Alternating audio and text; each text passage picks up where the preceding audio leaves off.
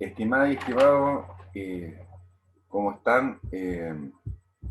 Damos inicio entonces a otro capítulo de, de las conversaciones y reflexiones que hemos tenido con respecto a lo que ya hemos conversado sobre cuál fue el proceso entonces eh, de las comunidades reches o los mapuches durante el periodo colonial, que eso ya por lo menos hemos conversado en relación a las propuestas que especialmente Bocara ha establecido, y tiene que ver también en el sentido de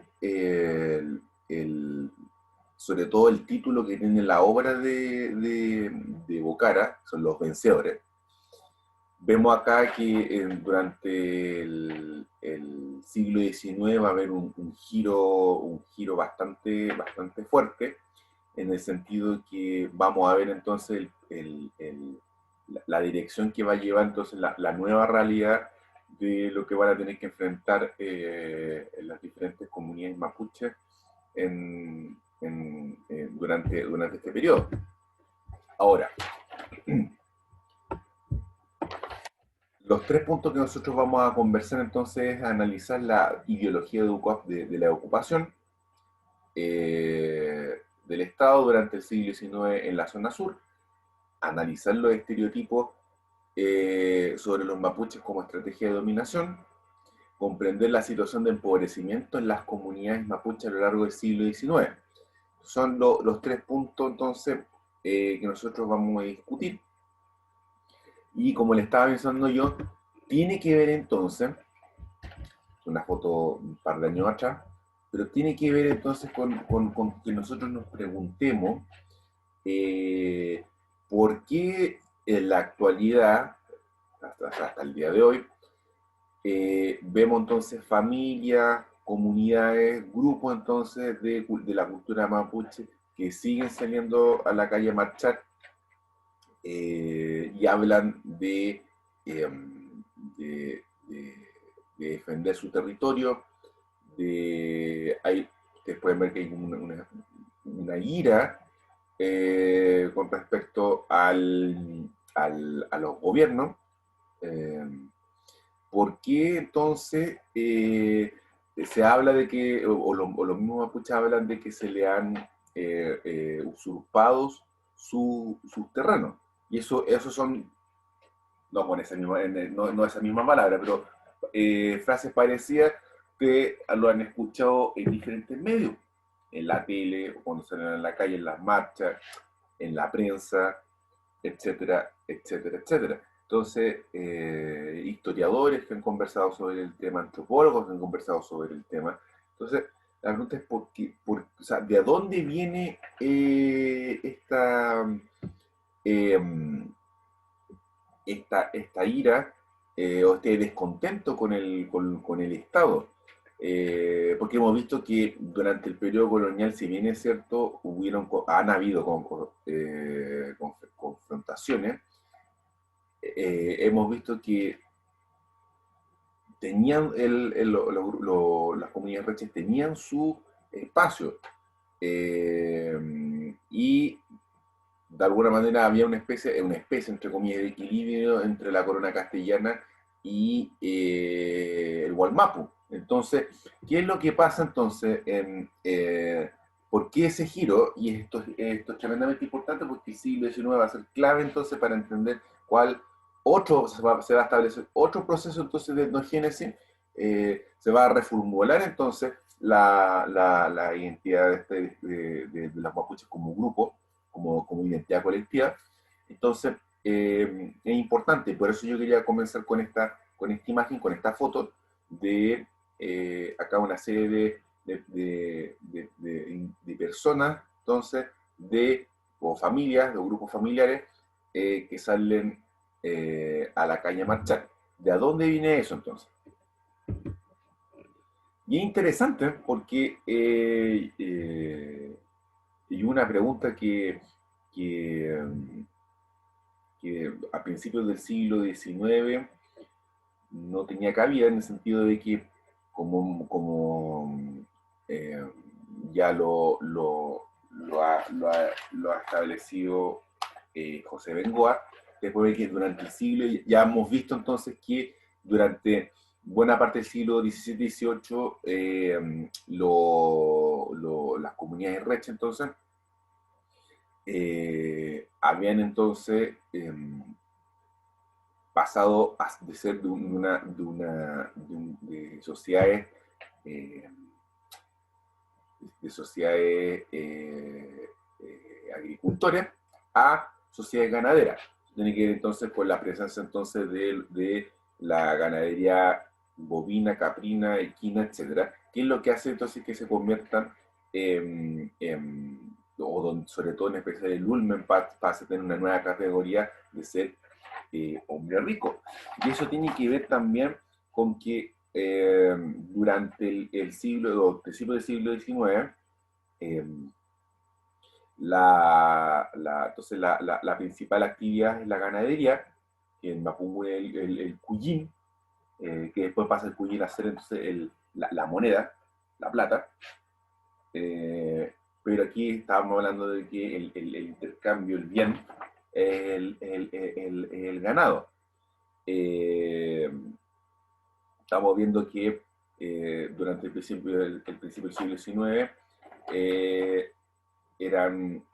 tenían una autonomía en cuanto a la guerra y había paz inestable, y no es menor, poseían uno de los territorios más grandes, o sea, una de las etnias que tenían los territorios más grandes que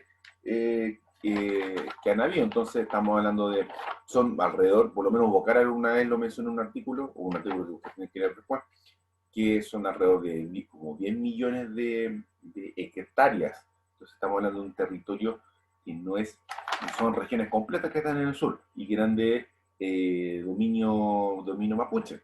Entonces eso es importante. ¿Qué es lo que pasa? Vamos entonces a ver que son entonces los grupos familiares comandados por los diferentes loncos, úlmenes, eh, un cacicazgo entonces que se va a ir transformando en el sentido de que durante el primer siglo de la conquista, o sea, siglo XVI, los loncos o el cacicazgo no se heredaba de manera hereditaria, sino que era a partir entonces de los méritos que tenía el lonco. Entonces son importantes, a diferencia de ahora, entonces que si bien es cierto, igual había ciertos méritos, después se le daba ese espacio al hijo. Entonces, eso también es un cambio no menor. Y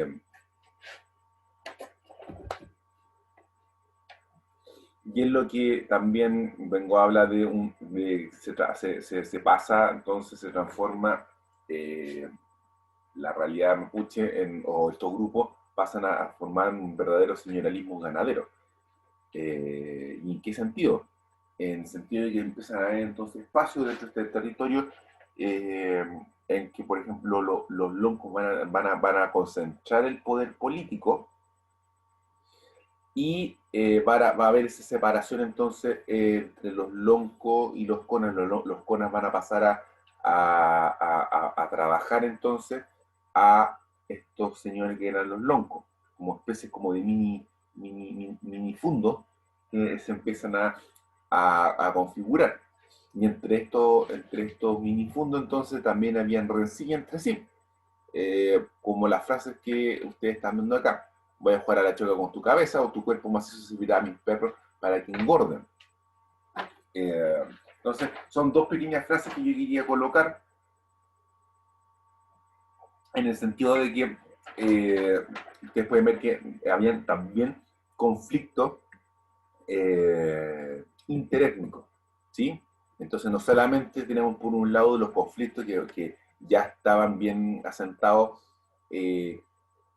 con la corona castellana, con las instituciones que estaban acá presentes en esta capitanía general, sino que estábamos viendo entonces que esto ya se estaba configurando durante el siglo XVII, siglo XVIII y todavía seguía presente a principios del siglo XIX, ¿sí? Y eso tiene que ver también entonces cómo se integraron, cómo se integró entonces la ganadería y fue parte entonces del sistema económico de los mapuches y cómo eso también entonces transformó los actores que estaban dentro de esa sociedad.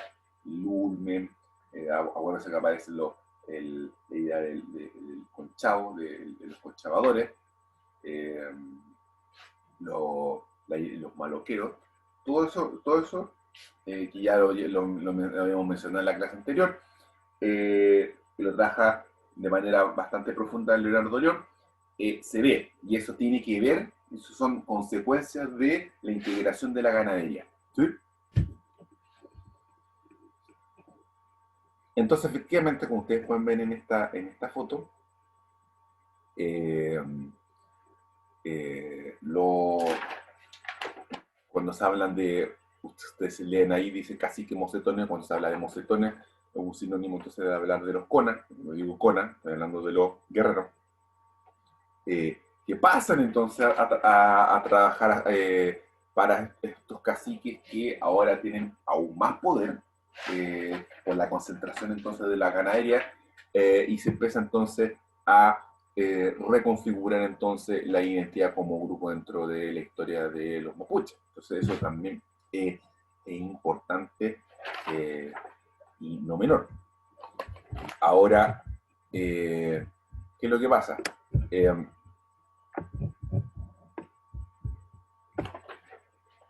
Si ustedes se fijan, los parlamentos entonces durante el siglo XIX no es que desaparezcan, están presentes. Recuerden que esto sigue siendo uno de los mecanismos, los dispositivos de poder o los mecanismos de sucesión que tenía por excelencia dentro que tenía la corona castellana y que seguía funcionando durante el siglo XIX, como lo tenemos acá, como ustedes pueden ver, que el Parlamento de Negrete de 1803. Entonces, ¿qué es lo que menciona este Parlamento? Que es bien interesante. Aquí yo coloqué ciertos puntos para no leerme todo lo que dice el documento. Uno, debían prometer y jurárseles en todos fieles y obedientes vasallos. Ya seguía esa dinámica, por supuesto, de los mapuches con la corona castellana. Libre comercio que podría hacer todo lo natural en todas las plazas, villas y ciudades del reino. Lo vemos entonces, los conchadores. Que los hijos de los gobernadores, caciques o indios principales se eduquen cristianamente en el seminario y su majestad costea en la ciudad de Chillán. Y eso tiene que ver, por supuesto, como esto es aquí una mención de otro dispositivo que está dentro de este dispositivo, que es el Parlamento. Acá estamos hablando entonces las estrategias que tienen, las estrategias misionales, estaban presentes. Recuerden que durante este siglo no estaban todavía los jesuitas, acuérdense que los jesuitas los mandaron para su casa, se van los jesuitas, eso pasa en 1767, y aquí están los franciscanos, entonces dando vueltas, pululando, circulando por el territorio chileno, con la intención, por supuesto, de aquí, esto es una estrategia que viene desde el siglo XVI, de educar cristianamente, sobre todo a los líderes de las comunidades indígenas. En este caso vendrían siendo los caciques, o en el caso particular de los mapuches, los locos. Que viene, como estaba diciendo yo, desde el siglo XVI, eso lo trabaja también bastante el Sergei Brusinski en su libro La colonización del imaginario, cuando habla de los colegios de Tlatelolco, para entonces, como estrategia de enseñarle el cristianismo a los caciques, entonces, que después a su vez ellos mismos le enseñaban al grupo. Entonces, esas son estrategias que vienen ya desde los primeros momentos de la colonia temprana. ¿Sí? Otro punto, traten en lo sucesivo como amigo, hermano y compañero. Y finalmente no permitan ni den acogida en sus tierras españoles fascinerosos ladrones. Ya esos son los puntos que el Parlamento de Negrete establecía, y en especial yo había marcado en rojo esto porque tenía que ver también con, con la continuidad entonces de esta forma, esta estrategia entonces de dominación que estaban presentes en este caso de lo que ocurría con los grupos de misioneros, ¿sí? Como muy bien acá lo dice también el Jaime Valenzuela, que es un historiador de la Universidad Católica, acá este artículo que lo colocó en la cita.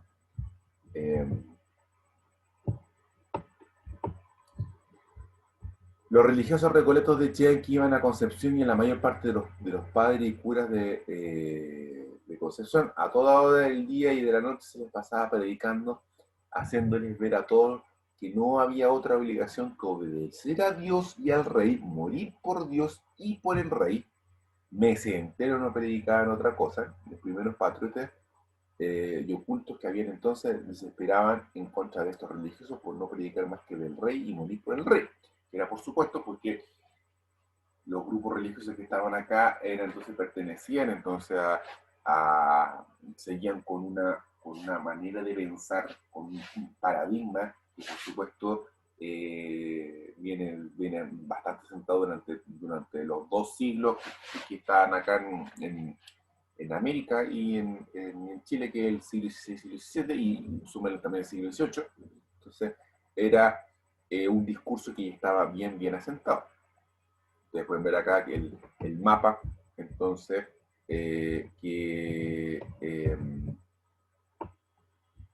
que coloca entonces Jaime Valenzuela, y ustedes pueden ver acá cuáles son las ciudades y los lugares donde estaban las misiones franciscanas, de todos, los circulitos. Es una parte que está bastante extendida dentro del mapa. Y por supuesto, esto estaba entonces, hay un trabajo entonces conjunto entre las estipulaciones que se colocaban en los parlamentos, conjunto a los objetivos que tenían las misiones. ¿Sí? Entonces eso es lo que yo también quería rescatar y que seguía entonces presente dentro del principio del siglo XIX. Ahora, interesante porque ustedes pueden ver que estamos hablando del siglo XIX, y estamos entonces a las puertas de una nueva etapa, en todo sentido, de la historia de nuestro territorio, que es cuando pasamos a ser una república independiente. Dejamos de ser vasallos. ¿Y qué es lo que pasa? Si bien es cierto, durante el siglo XVI y siglo XVIII han habido eh, discursos que han enunciado a los mapuches en negativo, o sea, se han ido enunciando términos, palabras, conceptos, categorías, eh, para hablar de manera negativa sobre, y en general no solamente en el caso de mapuche, sino en general en América, con la intención de poder legitimar la corona castellana en el territorio americano. Vemos entonces que empiezan a aparecer este tipo de enunciados, como ustedes pueden ver acá. ¿Qué son los semidioses de la antigüedad al lado de nuestros araucanos? Eh, Acuérdense de los primeros escudos que estaban o que se empiezan entonces a dibujar, donde aparece la presencia del mapuche. Entonces vemos que es una cosa casi como esquizofrénica en el sentido de que vemos que se está hablando en negativo, pero ahora aparecen como el modelo entonces a seguir. ¿Y cuál era la idea entonces? La idea entonces era de que poder entonces incorporar a los mapuches con un solo gran objetivo, que era dejar de ser vasallos del rey y que Chile fuera entonces una república independiente. Entonces, se toman también estos elementos de los mapuches, se habla entonces, se toma entonces las palabras de Alonso de Ercilla, la idea de este guerrero, entonces el paradigma del guerrero, se toman esos ideales de los mapuches para poder entonces integrarlo en un gran discurso que era dejar de ser vasallos del rey. ¿Sí? Ahora, ojo, porque ¿qué es lo que pasa?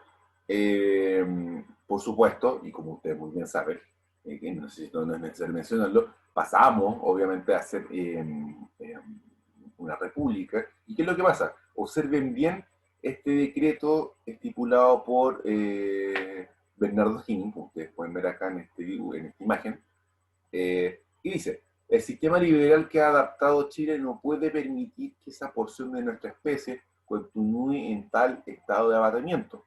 Por tanto, declaro que para los suicidios deben ser llamados ciudadanos chilenos libres como los demás habitantes del Estado. Está hablando acá de los mapuches, con quienes tendrán igual voz y representación, concurriendo por sí mismos a la celebración de todo contrato, a la defensa de sus causas, a contraer matrimonio, a comerciar, a elegir las artes que tengan inclinación y ejercer la carrera de las letras de la arma para obtener los empleos político-militares correspondientes a su aptitud. Su decreto 4 de marzo de 1819. Entonces ya nos había pasado, ha pasado un poquitito desde que hemos sido entonces declarados República Independiente. Recuerden entonces el 13 de febrero de 1818, ahí fue firmado por también acá Bernardo Higgins, y nosotros formamos República Independiente. ¿Qué es lo que pasa acá? ¿Y por qué yo marqué en rojo ciudadanos chilenos? Tiene que ver entonces con una doble intencionalidad, porque estamos hablando acá de integrar a los mapuches como ciudadanos chilenos, ¿ya? Entonces aquí hay un cambio que es interesante, un cambio jurídico, que tiene que ver entonces de que los grupos mapuches que se transforman entonces en ciudadanos chilenos, implica entonces que el territorio que ellos están ocupando pasa a ser entonces parte de la soberanía chilena, pasa a ser entonces parte del Estado. Y entonces el Estado, que ahora tiene plena potestad con respecto a qué es lo que ocurría en ese territorio.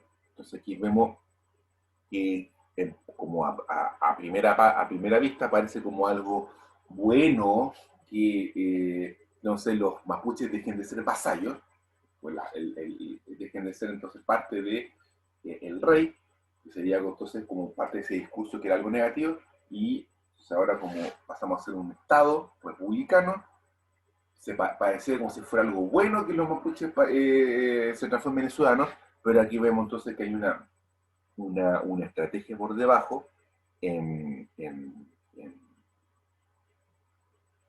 en controlar entonces el territorio mapuche, ¿sí? Entonces, eso es importante. Y aquí vemos entonces los primeros pasos de un cambio entonces en, lo que, en la dirección de la historia de los mapuches, ¿sí?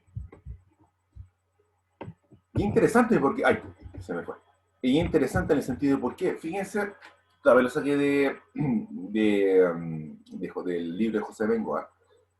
¿Y por qué? Porque si ustedes se fijan, llama la atención porque vemos, obviamente ustedes saben que pasamos a ser entonces República Independiente, pero los conflictos no se acaban, ¿no? Sino que aquí sobre todo vemos qué es lo que ocurre entonces con la guerra entre los realistas y los patriotas, ¿sí? Fíjense bien, la lista está, de cacique. Entonces, la primera pregunta, o sea, o lo que uno podría pensar sería lo lógico que dentro de los grupos, entonces, o los que los mismos caciques, eh, pelearan en pos, entonces, por la eliminación entonces o de que Chile fuera entonces, dejara de ser entonces dependiente o codependiente de la corona castellana. Y sería lógico como que ven la lista que está a su derecha, que fueran todos entonces patriotas, claro, ¿verdad? Pero precisamente por lo que les acabo de mencionar, en el sentido de que durante los 3 siglos, entonces, 16 y 18, hemos visto que hubo, si bien había habido conflicto entre los grupos mapuche y la corona castellana, ya habían eh, alianzas de largo aliento, estipulaciones que se habían establecido en los sinnúmeros de parlamentos que han habido, Eh, eh, Estipulaciones que no solamente fue para beneficio, como estrategia política de la corona castellana y de los grupos que estaban acá, representando al rey o al imperio español, sino que también hubo un beneficio que sacaron por detrás las comunidades reches. Entonces, es de ahí también el por qué muchos de los caciques fueron o estaban o peleaban en pos eh, o a favor del rey por esta alianza que ya estaba. Entonces, que no querían sacar, no querían cambiar. Entonces, por eso vemos acá muchos de los caciques están a favor entonces del bando de los reyes, por ser realista. Eh, Fíjense bien entonces acá cómo también sigue estando presente este discurso que es en hablar entonces ahora o como estrategia política de tomar entonces a los mapuches para poder entonces eh,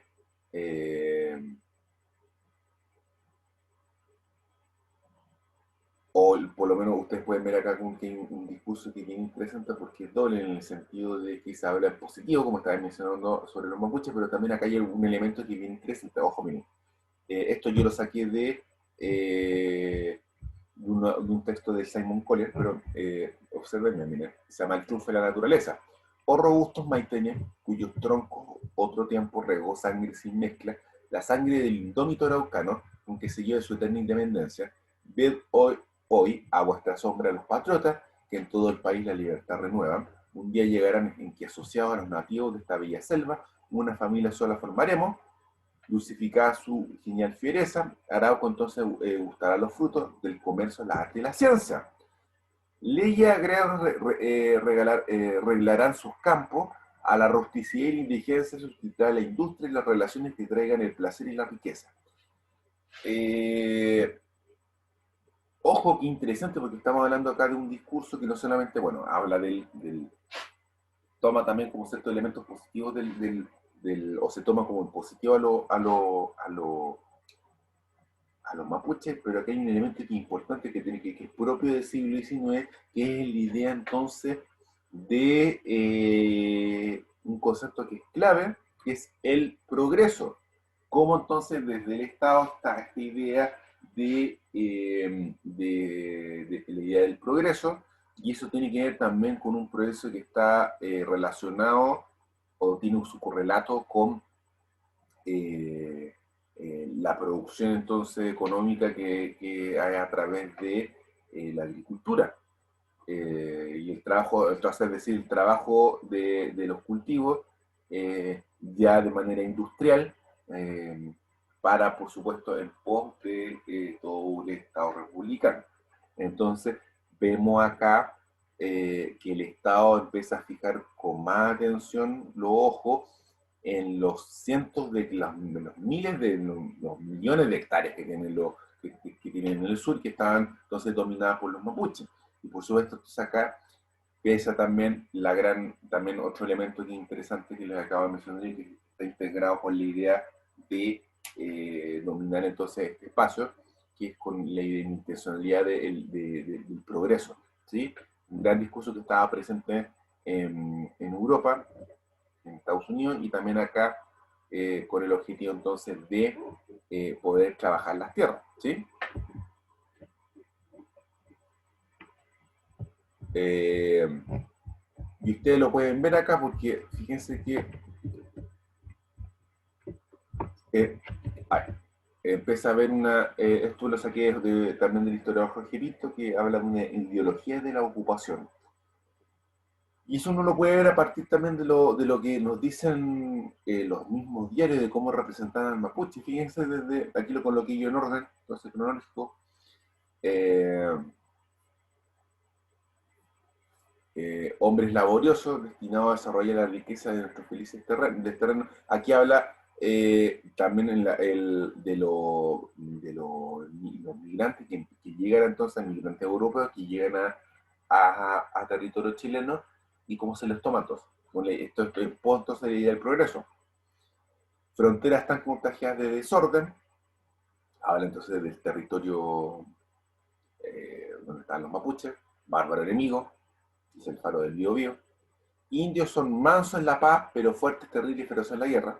El telégrafo de Concepción. Y el araucano de hoy está limitado, astuto, feroz y cobarde al mismo, ingrato y vengativo como su progenitor del tiempo de Ercilla.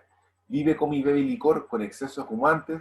No han irritado, o nos han irritado, no han irritado ni inventado nada desde entonces, a excepción de la asimilación del caballo, que singularmente ha favorecido y desarrollado sus costumbres salvajes. Entonces, fíjense que, ¿por qué una ideología de la ocupación? Porque empieza entonces a representarse en los diarios y en otros medios, o sea, y en las cartas. Eh, Se toma entonces negativo, un estereotipo negativo de los mapuches, con la intencionalidad por detrás entonces de empezar a tomar los territorios. ¿Sí? ¿Y cómo se da eso? La venta de los terrenos de indios se hace por lo común cuando por la embriaguez han perdido el uso de la razón y la vida se perpetúa entre ellos porque el licor es la moneda con que se les paga, de que resulta que cuando vuelven en sí se hallan con una escritura que los deja en la miseria y para vivir tienen que entregarse al robo y otros vicios. Sucede también como hay tantas tierras baldías, venden las propias y se apoderan de ellas con notable perjuicio de los intereses fiscales. Eh, Empiezan a ver acá estrategias entonces de diferentes, por lo menos de por la parte entonces española, que empieza a abusar entonces de los mapuches con el sentido de empezar a robarle, quitarle tierra. ¿Sí? Entonces eso es ya también aquí un indicio entonces de las primeras décadas del siglo XIX en cómo se da eso. Son políticas entonces de infiltración, de cómo se empieza entonces a quitarles las tierras de mala manera a los mapuches. ¿Sí? ¿Y cuál eran las acciones que cometió, o sea, que estaba por detrás del Estado, o que el Estado hizo? Eh, Número uno, tenemos la apropiación de las tierras, la apropiación de las tierras. Dos, había una intención que era el ocupar las tierras, entonces, para un desarrollo urbano, acuérdense, la idea del progreso. Normas de ocupación territorial, ya está estipulado, y también por detrás la idea de política educativa. Eso es los cuatro ejes que el Estado quería realizar en las tierras del sur, ¿ya? Por esta idea entonces también, por supuesto, de la idea del progreso. Y el momento importante en que ocurre esto es que el giro, entonces, y aquí tenemos un giro dramático en la historia de los mapuches, que es esta idea del progreso, entonces, la idea de cómo se podía dominar entonces o sea, la idea entonces del progreso y la idea de dominar los terrenos mapuches, con pos entonces de poder entonces incrementar los bienes y poder entonces tener a estos grupos migrantes franceses, alemanes, etcétera, que empiezan a llegar a Chile para poder entonces trabajar la tierra. Tenemos que por detrás el Estado, jurídicamente hablando, entonces toma este terreno que es del sur, y lo declara entonces provincia, que es la provincia de Arauco, que eso fue en 1852, como ustedes pueden ver en pantalla. ¿Qué es lo que dice? Establece, artículo número 1, establece una nueva provincia con el nombre de provincia de Arauco, que comprenderá en su demarcación los territorios indígenas situados al sur del Biobío y al norte de la provincia de Valdivia, y los departamentos y subdelegaciones de las provincias limítrofes que, a juicio del presidente de la República, conviene al servicio público agregar por ahora. Los territorios habitados por indígenas fronterizos se sujetarán a la autoridad y al régimen que, atendidas sus circunstancias especiales, determine el presidente de la República. Entonces, vemos nuevamente, ya por detrás, que ya no hay una, ya pierde la autonomía, en la autonomía las comunidades reches, los grupos mapuches, y pasan a ser entonces de plena dominación por parte del Estado. ¿Ya? Y esto implicó entonces la creación de la provincia de Arauco, implicó entonces que tenían entonces ya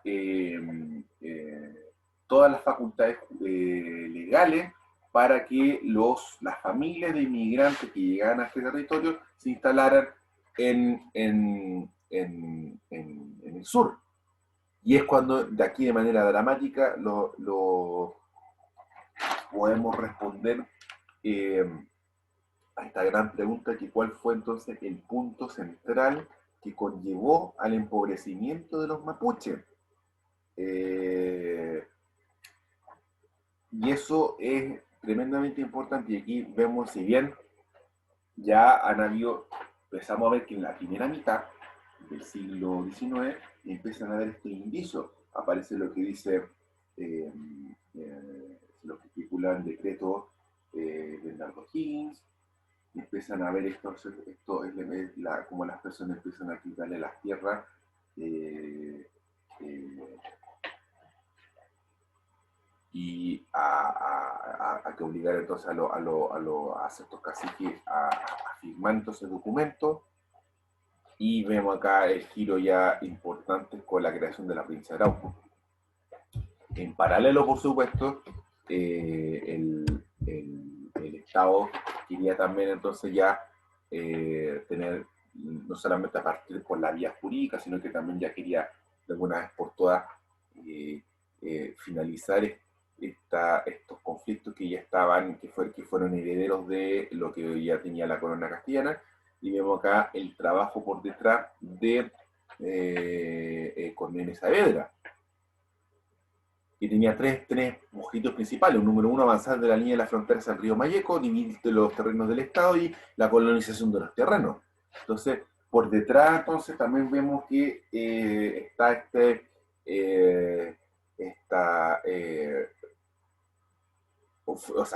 Cornelio Saavedra fue un actor principal de la idea esta de la ideología de la ocupación, ¿sí? Y aquí tenemos una cita que yo saco de los documentos relativos a la ocupación de Arauco. Había que luchar contra la desconfianza natural del salvaje. Nuevamente, ¿viste? Son palabras, términos de estereotipos que vienen del periodo colonial, de la colonia temprana, la idea del salvaje, excitada por las sugestiones de los malos chilenos que se acercan al indígena para explotar su ignorancia, y a los cuales conviene hacer imposible la asimilación de las dos razas. Pero hay que siempre dentro de la República un territorio que les sirva de refugio para hacer ilusorio el castigo de sus delitos. Entonces, vemos acá estos tres objetivos principales, que era la idea, que es lo que está ocurriendo, y cómo hay una ocupación forzada de la zona sur, en pos de los objetivos del Estado por la idea del progreso. Por supuesto, miren, entonces empieza con él a ir avanzando, y mientras va avanzando, ¿qué es lo que hace? ¿Qué es lo que pasa? Tienen que ver, empiezan empiezan a fundarse ciudades, obviamente. ¿Por qué? Porque las ciudades son símbolos del progreso, de la urbe. Entonces eran estos nodos, estos puntos centrales, estos ejes neurálgicos que empiezan a desarrollarse para poder integrar entonces e ir avanzando en todo Chile para poder entonces convertirlo en un gran Estado republicano, ¿ya? Con, por supuesto, por detrás, por debajo, la idea de quitándole territorio a los mapuches, ¿sí? De muy mala manera. Y tenemos, por supuesto, el remate de esta gran pregunta que estaba mencionando yo, de cómo se iban empobreciendo los mapuches, que es por la ley del 20 de enero de 1883. Número uno es la erradicación de los indígenas, enajenación de tierra y la entrega de tierra a los colonos extranjeros. O sea, aquí se toman entonces a las familias mapuches y se concentran en pequeños espacios, Producto de la enajenación de las tierras. Cuando se habla de enajenar, estamos en un término jurídico, que es vender, donar o ceder el derecho o el dominio que se tiene sobre un bien o una propiedad. Entonces, ustedes cuando lean otro artículo de Bocara, ahí, en lo que había mencionado ya antes, pasan los mapuches de ser herederos de un territorio de más de 10 millones de hectáreas a finales del siglo XIX 500.000 hectáreas. Y se le entrega las tierras a los colonos. Como una que ustedes lo saben también por otros cursos, y que un producto de las migraciones, con la idea de trabajar las tierras, sobre todo la producción de trigo, para llevar entonces a los mercados de California, porque eso también es importante. Esto tiene que ver con la idea de, en contexto de qué es lo que pasa cuando pasamos a ser de una economía regional a ser parte de una macroeconomía, la producción y venta de lo que se cultiva en el sur se llevaba no solamente al norte, sino que también hacia los mercados internacionales.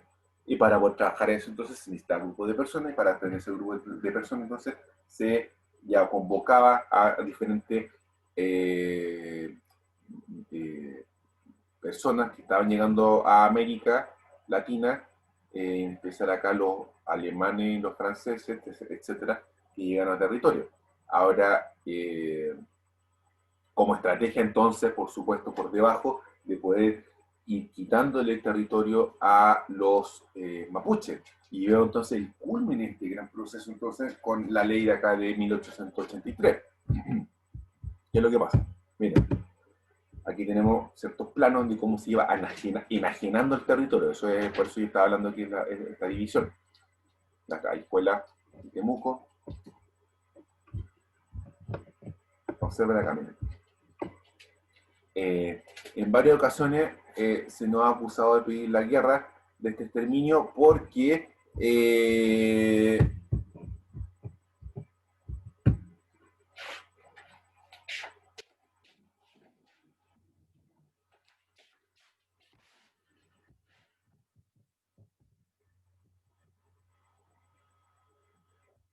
entonces ustedes pueden ver cómo va acá. ¿En qué estadio está acá? En varias ocasiones se nos ha acusado de pedir la guerra de exterminio porque deseamos que se hagan con los indios un serio escarmiento.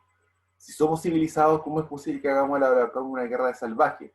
No hay que avanzar imprudentemente, defiéndase el territorio adquirido, puéblese de colonos y dejemos que la civilización se encargue de por sí sola de los demás.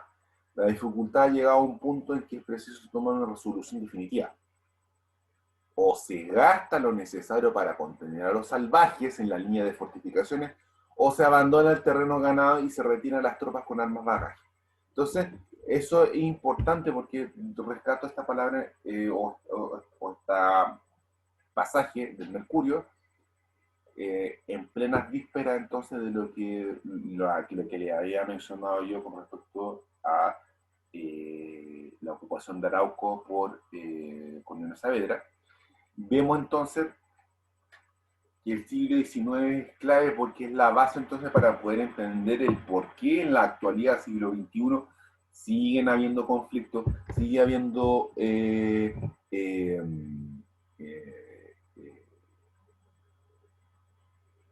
lucha entre las comunidades mapuches con el Estado. Bueno, ahí se lo dejo a ustedes cuáles son las justificadas, cuáles luchas son justificables, cuáles luchas no son injustificables. Pero ahí también hay un resentimiento, por supuesto, por detrás que yo comparto en el sentido de cómo el Estado chileno desde el siglo XIX empezó a quitarle tierra a los mapuches por todos los elementos que yo les acabo de mencionar. Entonces, imagínense, desde el principio del siglo XIX vemos a estos grandes vúlmenes, loncos, con grandes territorios, con conflictos que tenían con la colonia castellana, pero estaban estos diálogos a partir de los parlamentos y que hay un cambio entonces radical en cómo se fue produciendo durante todo el siglo XIX. También lo dice el mismo Jorge Pinto, entre 1810 y 1830 comienza la lucha por la independencia y se incluye a los mapuches como parte del proyecto nacional, como símbolo, etcétera, por la idea del guerrero. Entre 1830 y 1850 empiezan a retornar ciertos mecanismos coloniales, que eran los parlamentos de las misiones, ¿sí? ¿Y qué es lo que pasa? Aquí el giro radical, que es en la mediados del siglo XIX, con la ocupación de Arauco, y ahí empieza entonces a haber una nueva transformación en la identidad mapuche. ¿Cuál? Eh, de ser entonces poderosos ganaderos, eh, pasan entonces a principios del siglo XIX, pasan a ser a finales del siglo XIX en campesinos pobres. Y ahí empieza otra nueva historia durante el principio del siglo XX. Y con eso yo quería finalizar.